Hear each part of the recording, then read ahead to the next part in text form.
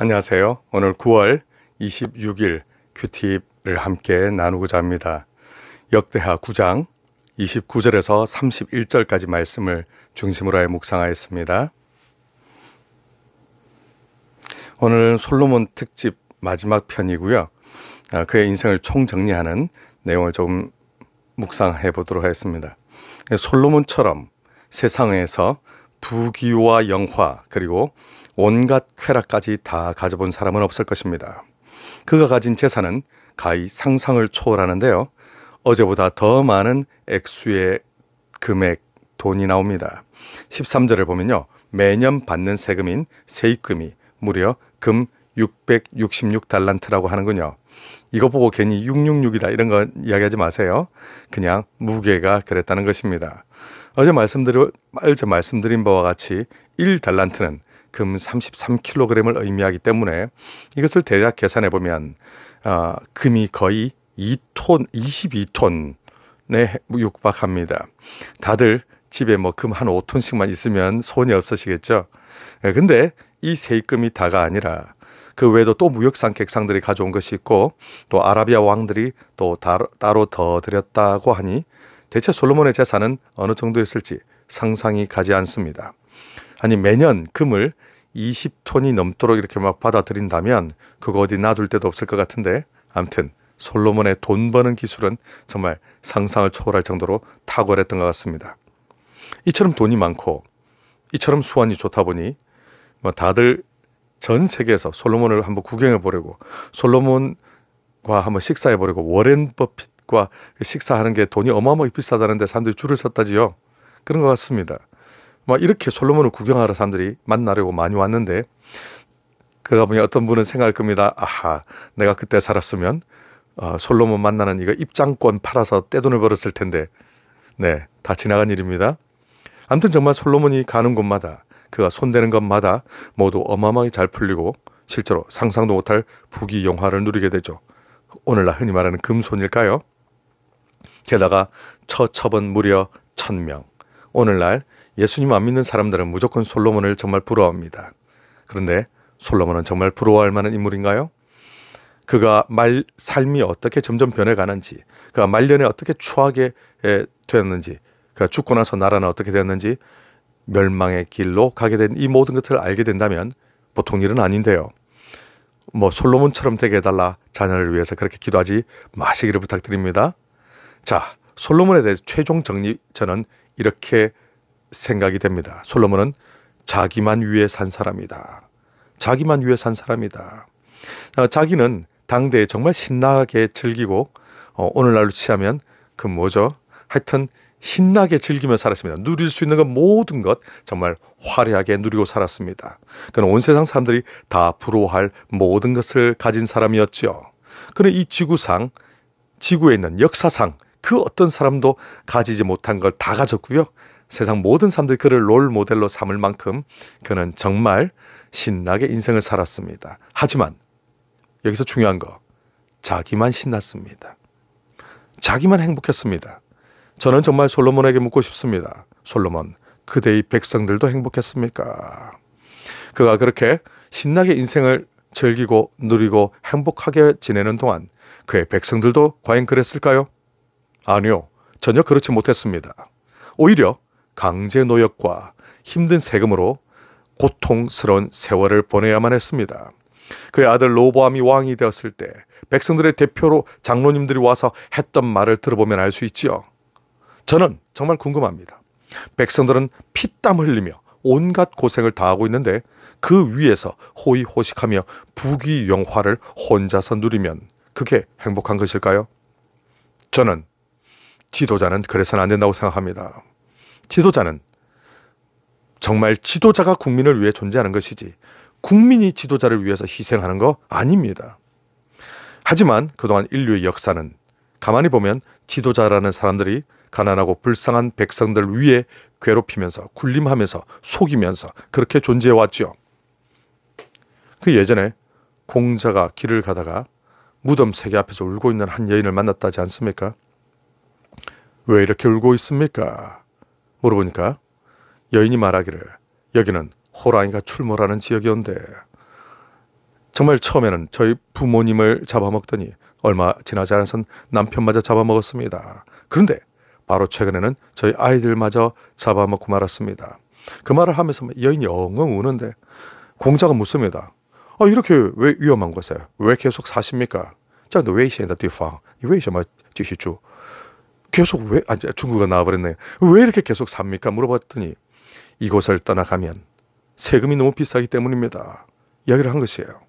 여기서 나온 말이 바로 가정이 맹어호라 하는 말이잖아요. 가혹한 정치는 호랑이보다 더 무섭다.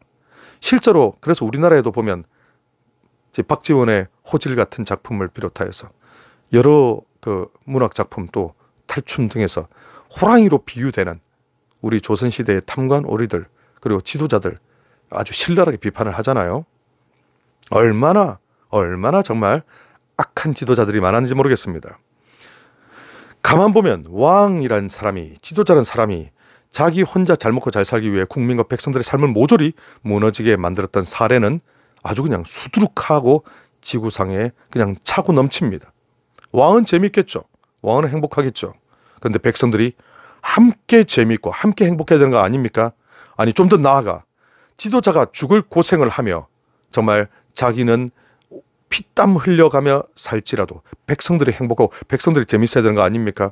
백성들은 죽을 고생을 하는데 그 고생하는 백성들의 피나는 등을 밟고서 혼자 왕이 웃고 있으면 즐겁습니까? 그게 재밌습니까? 정말 심각한 일이죠. 예전에 그 요임금인지 순임금인지 정확하게 기억나지 않습니다만 어느 날 이렇게 백성들 어떻게 사는지를 이렇게 암행을 나갔다가 어떤 농부가 막 콧노래를 부르면서 농사를 짓고 있는 걸 보고 물었답니다. 농부님 어찌하여 그렇게 일을 하면서 노래를 부르십니까? 했더니 너무 이렇게 살기 좋아서 신나서 노래를 부르죠. 그랬더니 어이구 황제가 누구길래 이렇게 정치를 잘하는 걸까요? 그러니까 황제가 누군지 내가 알 바가 뭐요? 이렇게 이야기했답니다. 그 물어본 사람이 황제인데 여기서 나온 게 바로 악양가라는 노래잖아요. 새벽에 밭을 갈러 나가고 저녁에 돌아오니 이 모든 것이 내가 배부르고 정말 즐겁다 하면서 왕이 누군지 내가 알 바가 뭐냐 이게 이제 악양가의 내용인데 이런 정치를 기대한다는 것은 무리일까요? 이 솔로몬 정말 심각한 사람이죠. 근데 솔로몬의 이 더 심각한 문제는 단순한 백성들을 고생시켜서가 아니라 전 세계 우상을 다 수입해서 예루살렘을 최첨단 우상 숭배 박람회장으로 만들었다는 것입니다. 여호와 한 분만을 경배해야 될 하나님의 성전이 있는 예루살렘입니다. 이곳은 모리아산 아브라함의 신앙 고백이 있었던 곳이고 이곳은 다윗의 바로 그 오르난의 타작마당 백성들의 죄를 사한 흔적이 있는 곳. 이 예루살렘 시티는 아주 특별한 하나님과의 만남이 있는 도시.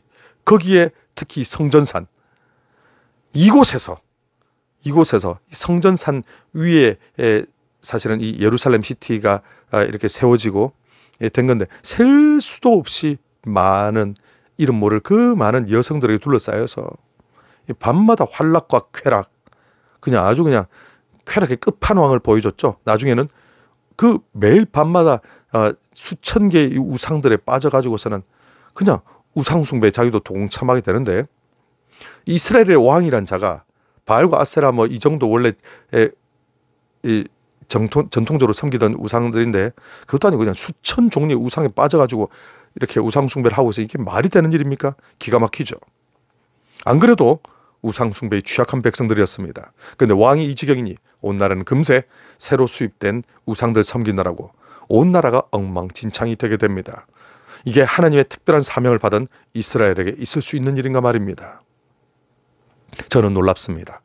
딱 한 명의 왕으로 인해서 어떻게 아버지 다윗 때 이루었던 그 아름다운 신앙 고백의 유산들이 다 이렇게 사라지고 이 지경이 될 수가 있는가? 이것이 정말 가능한 일인가 싶습니다. 결국 오늘 31절에 보니까 솔로몬은 이제 죽게 됩니다. 40년 동안 왕위에 있었다고 하는데요. 솔로몬 자신은 그 어마어마한 재산과 왕비들을 다 자기 눈에는 아주 예뻐 보이겠죠. 다 두고 죽는 것이 아쉬웠을지도 모르겠습니다. 하지만 백성들은 그 세월이 정말 끔찍했습니다. 그가 죽고 나서 아들 르호보암이 왕이 되었을 때 백성들 대표 원로들이 와서 요구하는 것이 뭡니까? 왕이시여 제발 강제 노역을 좀 줄여주십시오. 선왕 때 저희가 너무 고생했습니다. 이거잖아요. 근데 어리석은 이 새 왕이, 백성들의 삶에는 눈꼽만치도 관심이 없었던 이 왕이 젊은 친구들 말만 듣고 결정이 한 게 무엇입니까? 단칼에 거부합니다. 아니, 아버지가 했던 것보다 나는 몇 배로 더 너희들에게 강제 노역을 시키겠다라는 이야기를 하잖아요. 이러니까 공사 감독이었던 여로보암을 중심으로 해가지고 무려 10개 족속이, 아니 그러니까 한 개 족속만 남겨놓고 10개 족속이 다 배반한 겁니다. 레위 족속은 어쩔 수 없이 유다 족속에 이렇게 남아가지고 된 거고요. 그러니까 진짜 정말 이런 비극이 어떻게 이렇게 났을까요? 르호보암이, 이 솔로몬의 아들 르호보암이 조금만 생각이 있었더라면, 조금만 보는 눈이 있었더라면 백성들의 피눈물을 어찌 못 보았을까요? 그러나 그는 그런 기본적인 것도 볼 수 있는 인물이 못 되었습니다. 아버지 솔로몬은 그래도 장점이라도 있었고 초창기에는 상당히 선왕이었는데 어찌 아버지의 그런 장점은 쏙 빼고 단점만 닮아서 백성들이 죽든 말든 우리의 미래가 어찌 되든 상관없이 나는 왕으로서 신나게 누리겠다 이러면서 정신없는 짓 한 것 아닙니까? 우리는 힘을 가졌을 때 조심해야 합니다. 내가 다른 사람보다 조금 더 우위의 자리에 있을 때 조심해야 합니다. 내가 왜 힘을 가졌는지를 우리는 잘 생각해야만 하죠. 내 권력으로, 내 힘으로 내 백성들의 고혈을 짜내고 아래 사람들을 괴롭히는 갑질을 하라고, 나 혼자 호의호식하라고 하나님께서 힘을 주신 것이 아닙니다. 그 위치를 주신 것이 아닙니다. 그리고 무엇보다 지금 내가 누리는 것보다 우리는 앞으로의 다음 세대, 내가 죽고 난 뒤에 그들이 진정 행복하게 살 수 있는 기반을 만들어 줄 것을 고민해야 되지 않겠습니까? 우리는 정말 지금까지 41년 동안 은혜롭게 살아왔지만 앞으로의 41년을 생각해야 합니다. 지금 자라고 있는 어린 아기들이 어른이 되어 평안플러스 교회의 아름다운 우리 지도자들이 될 것을 생각하며 하나님 안에서 그들이 무럭무럭 잘 자랄 수 있도록 우리의 힘과 노력을 다 쏟아야만 하죠. 내가 누리고 내가 다 즐기고 우리 아이들은 고통받는다? 그런 부모는 없습니다.